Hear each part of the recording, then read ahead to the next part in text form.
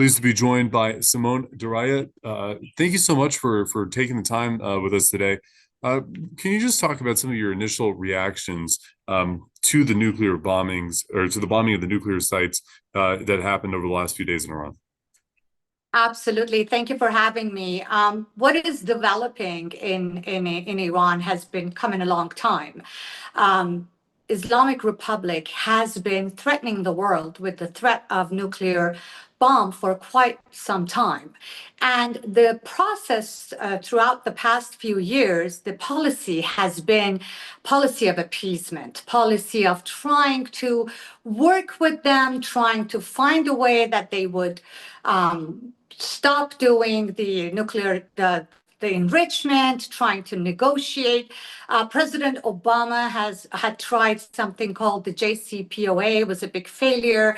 President Trump, during his first term, got out of that, understanding that it's very hard to deal with terrorists because their mind was set as having a threat held above the head of the world.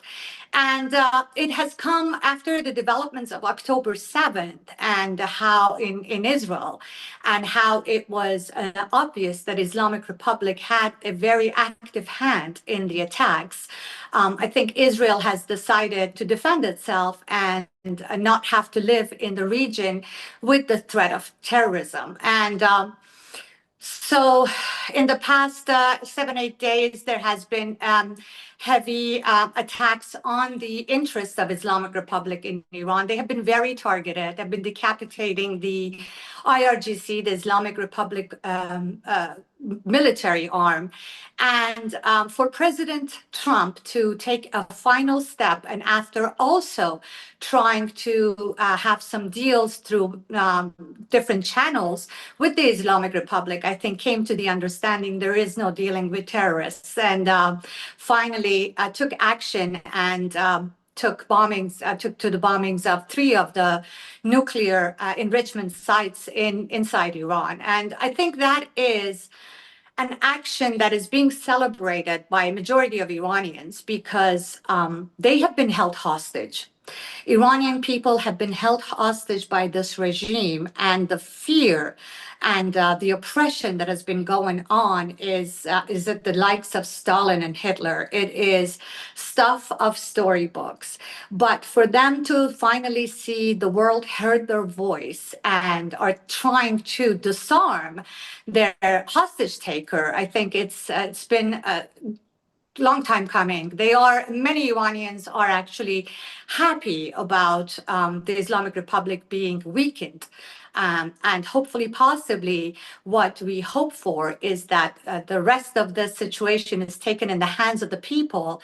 And we've had the Crown Prince Reza Pahlavi, who has accepted the leadership of the transition period to help Iran get to a democracy.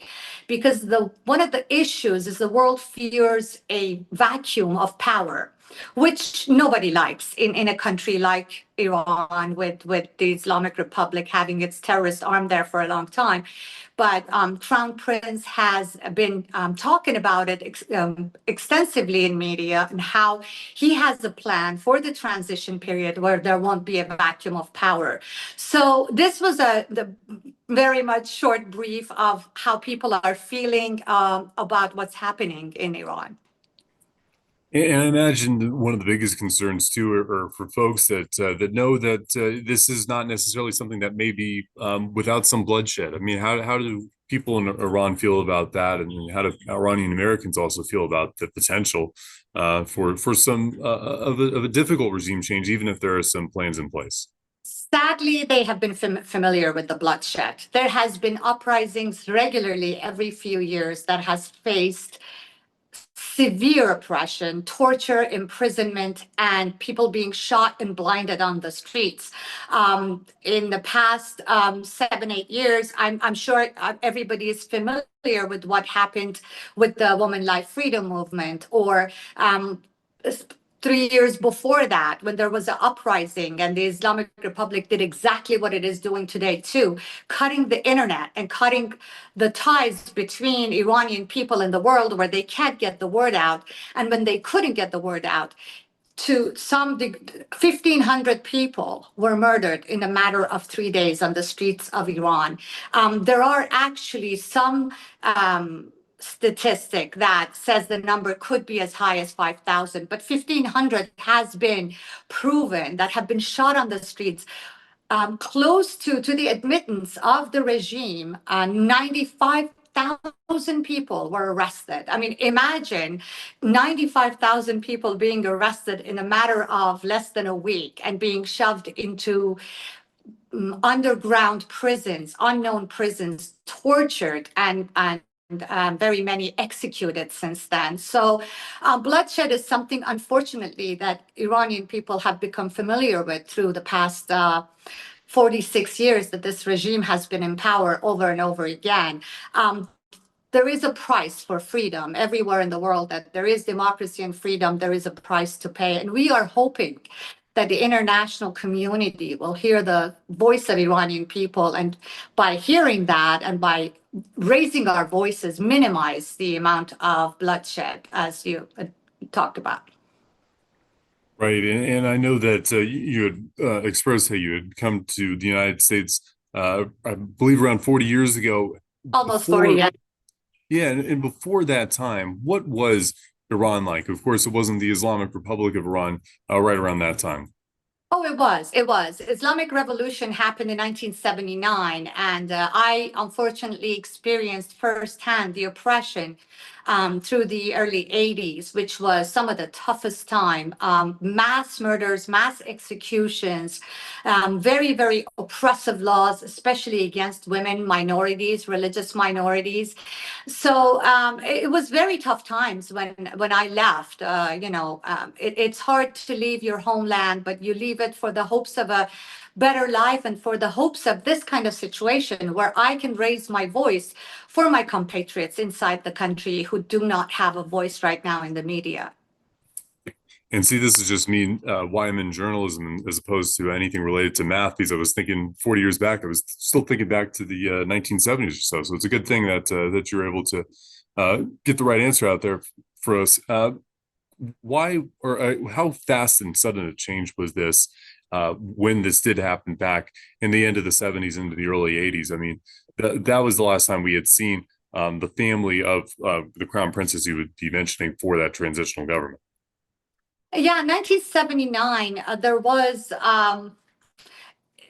it was a horror show. And what we saw is coming together of two main groups, which were the Marxist groups as well as the Islamist groups. It seems like a very unusual and unholy alliance, but it is. And their interests at that time were stopping the modernization that the Shah of Iran was implementing, and frankly, taking the country back into dark ages for a country where it was fairly modernized.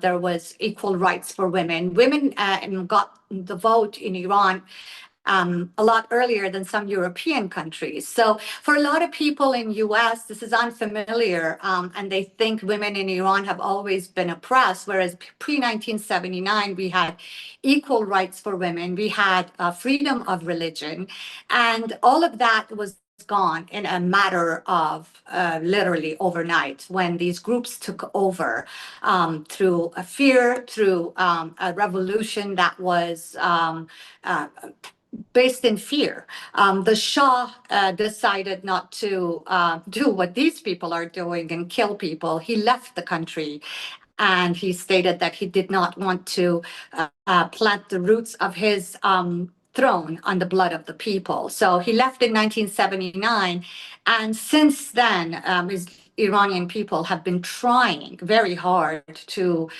fight this oppression, but it's unfortunately very hard where people are empty-handed, disarmed. The world doesn't hear their voices. Journalism, Iran has the worst record. Islamic Republic has the worst record of journalists imprisoned, journalists killed, kidnapped in the world. So once you quiet journalists, when you quiet the media, and then you can, in silence, start murdering people, and the world will not hear it. And I know that we were talking about earlier with a former war correspondent who she was speaking with us a little bit about the way that hostages in Israel that are taken into Gaza by Hamas, the way that they're treated. I mean, there's the potential for a similarity, unfortunately, with folks that are Iranians across the world, but perhaps still that have family back in that country as well. How do people go about navigating this difficult time, and what impact does that have on negotiations and how a regime change would take place?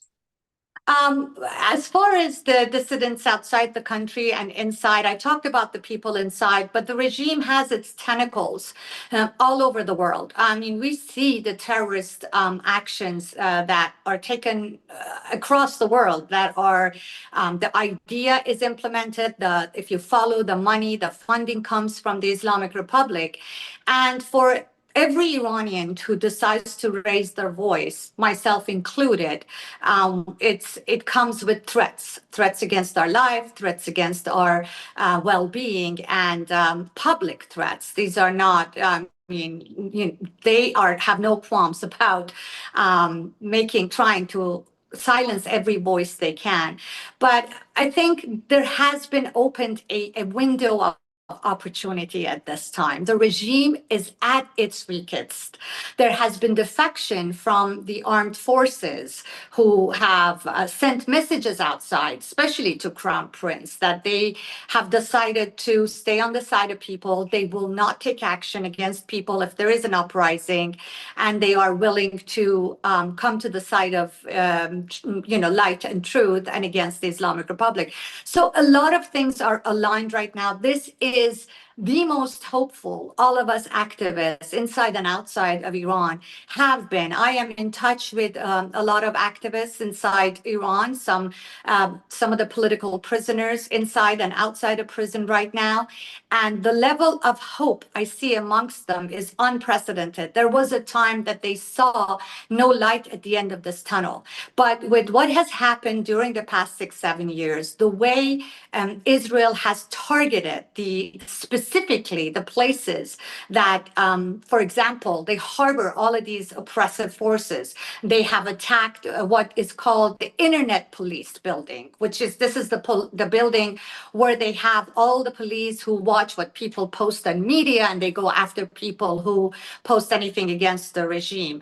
Also, one of the places, there was an attack on the Islamic Republic TV station as the news was on. That was really hope-inducing, as well as a building where they house all the forces that come to the street and during the uprisings, the special forces. So all of these have weakened the regime to a point that is unprecedented in the past 46 years. So it has opened a window of opportunity for the activists inside Iran to possibly make a move and take this change of regime in their own hands.